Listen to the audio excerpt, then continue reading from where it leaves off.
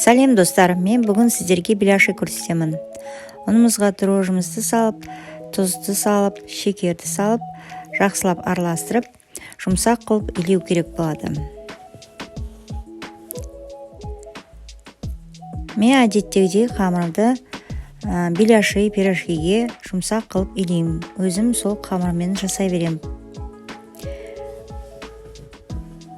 Өткенде пирожкиді сүтпен илегенді көрсеттім. Енді сумен илегенді көрсетіп тұрмын. Сәл сұйық май қосып, жақсылап илеп, 20 минут қойып қоясыздар.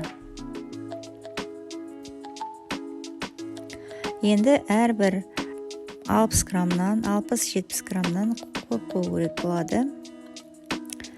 Жақсылап патносын үстін майлап,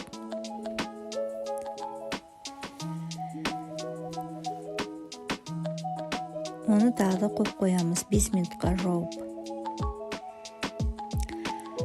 Көтерілгеннен кейін қамырымызды жайып, фаршымызды сала береміз. Оны жақсылап осылай бүгіп, тағы да 10 минутқа жауып қоямыз көтерілуге.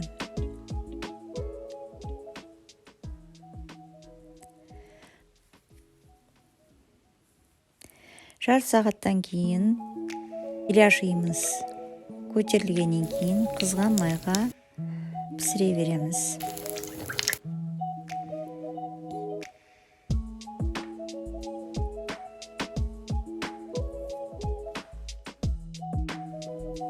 Осылай әдем болып пісу керек, қызартып.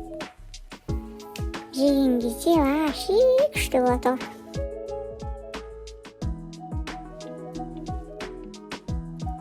Достар, комментарий жазып отырыңыздар, лайк басып отырыңыздар. Описаниеда рецепт болады беляшидің. Келесі видеода кездескенше.